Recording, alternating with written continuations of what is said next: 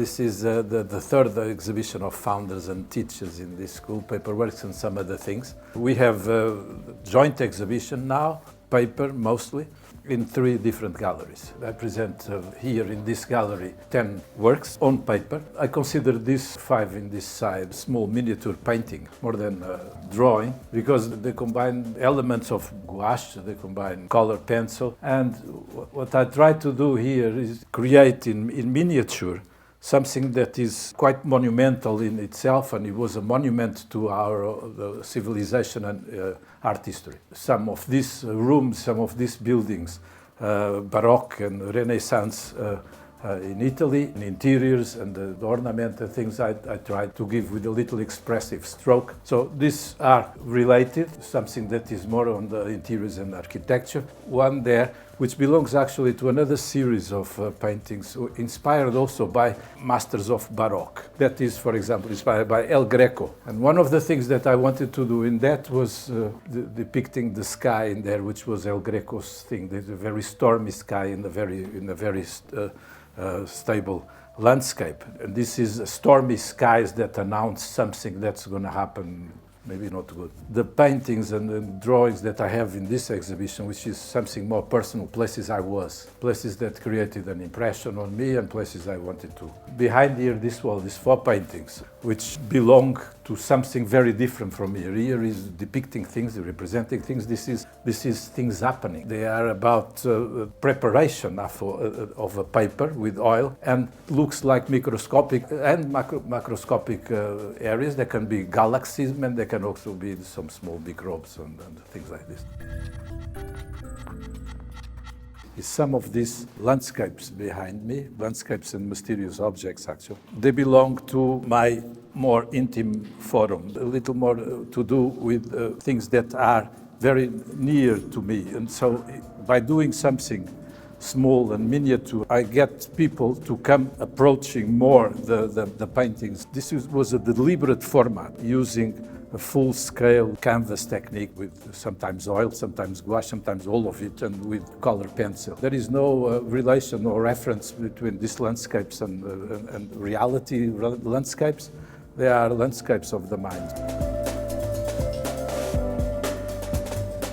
This is a similar technique, miniature paintings also. This one have to do with the ways we see things sometimes, the ways you can focus on a very small detail of things, backwards and forwards until you feel the object that you are looking at. When that happens, that way of looking, focusing something that can be also on the forum of desire, that you want to possess something. All this is together with the other landscapes, together with other rooms and the little series on the master's way of looking, all has to do with the way you look at stuff. So these things are objects also. There's 2 very different things that we look at, the inside of here and the thing as objects in a wall.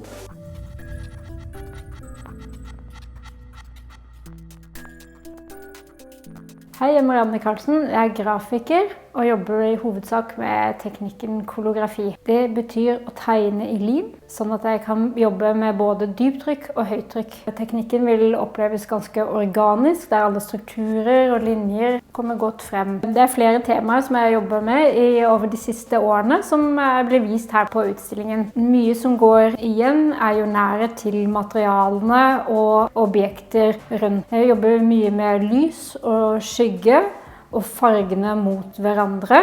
Positiv og negativ form, som i formen eller rundt. Det kan ofte starte med en blindtegning, som jeg da eksperimenterer videre med. Og jeg tar også gjerne i bruk emballasje eller andre former, for å utfordre format, form og farge. Så dette samspillet med hvordan jeg eksperimenterer med farger og form, er en stor del av arbeidene mine. Så arbeidene her, plater satt sammen om hverandre i forskjellige farger, slik at den som ser på må gå nærmere innpå for å observere og se forskjellene.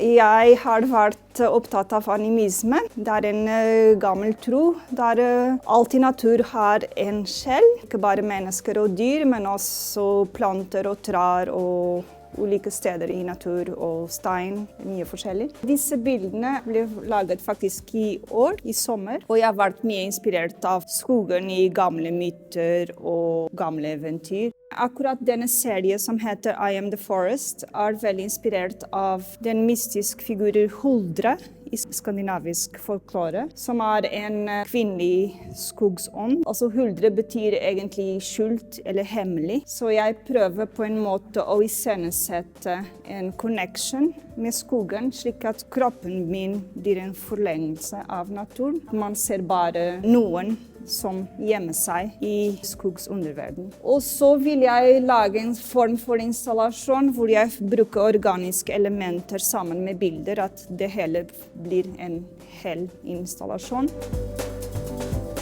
Denne videoen filmet utstoppede dyr i skogen i Østmarka. For filmen jeg var veldig inspirert av den historien av Suddenly in the Depths of the Forest av Amos Oz. Det er en bok som er skrevet som et eventyr om et landsby som er forbannet fordi det finnes ingen levende dyr. Voksne vil ikke snakke om det til barna. De vil ikke snakke om de gamle tider hvor det fantes levende dyr i skogen. Og de forteller barna at dyrene ble utryddet av en fjelldemon. 2 av barna var veldig sta, og de vil prøve å finne ut hva som har skjedd. Og de går ut i skogen, og de finner ut at dyrene ble utryddet av helt annet grunn.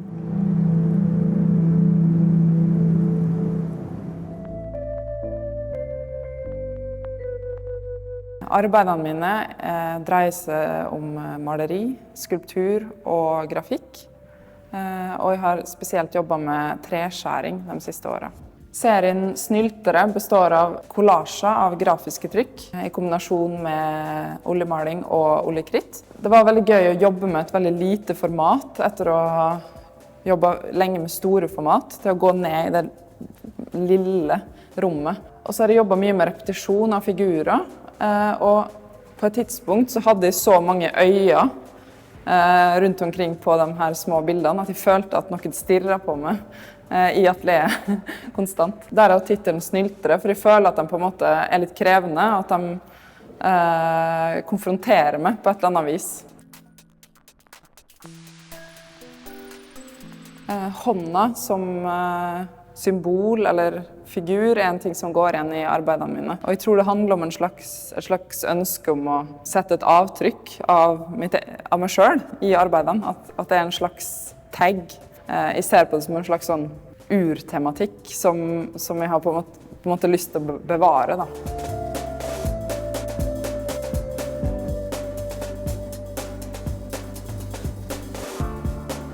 Jeg vil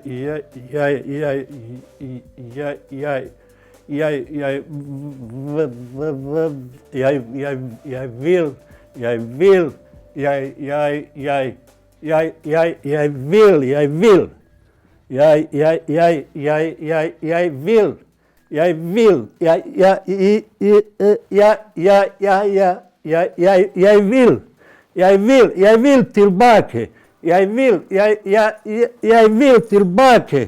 Jeg vil tilbake. Jeg vil tilbake hatten min. Jeg vil ha tilbake hatten min. Det er Kalles boka som jeg brukte da, det er barnas boka. Jeg lager hundrevis av dem på forskjellige måter, kanskje som 2 sider av boka, som artistbok og sånn. Og jeg hadde rest av de blad, og da jeg laget den installasjonen med hull og sånn. Som er om tid, om barndom og bla bla bla. Forrige utstilling dere så nå en tekstarbeider, og er også tekstarbeider over en norsk tekst som er penslet over. Og egentlig, hvis en kommer nærmere, en kan lese hva det er om. Men den andre teksten er på bosnisk språk. Det betyr de språk som jeg bruker i hverdagsliv og sånn. Andre ting som er kanskje interessant er at det beveget seg litt borte fra de personlige fotografier som er brukt fra de andre tingene, fordi det var egentlig en bok om kunst, om norske kunstnere, som jeg laget usynlig på en måte, fordi jeg satte det som dere ser rundt, det er egentlig foto fra originalpapir. Og jeg laget dem usynlig, eller ikke viktig i den sammenheng, fordi jeg ville ikke at det ses bildet, men at det ser bare den visualitet som jeg ville, ikke den som var der opprinnelig. Og da ser den og ser den tekst og sånn. Og da en bygger på forskjellige måter, sånn i forskjellige bredde eller lengde, for å lage forskjellige rytm. Og det er også samme komponert her, samme at det bygges rytm sånn dere ser med den eller med de hvite deler. Og det er veldig enkelt egentlig, men jeg tenker den som er viktig for meg, er å få en mangfold i uttrykk. Og det kan være om hva som helst språk har alltid om identitet eller sånn, som jeg tilhører nå til 2 språk, i hvert fall 2 områder, eller jeg tilhører til ingen område i slutten av dagen. Men det jeg ville ha, å sette her noe på gulv og ha ingenting på vegg. Oppnå en klar forhold til rommet. Og det er veldig basisk, og det kan ikke være mer enkelt enn den er. Det er bare en pinne, som er også laget rytm fordi de er i forskjellige størrelser, forskjellige lengde, bredde og sånn. Tynnere, tykkere og sånn. Og alle det har innflytelse hvordan vi opplever det. Og det har innflytelse valg av farge, hvor ligger det, og hvilken forhold har med den. Og det er egentlig en ready-made bok som er bare limmet og lakkert. Og det har forhold til den stein som er der, og det har forhold til den. Og hvis en ser fra da, en ser en trekant mellom den og den stein. Og det er om lufta egentlig, hvordan en beveger seg, eller hvordan en erobrer rom på en måte. For det er alltid den setter i forhold til arkitektur.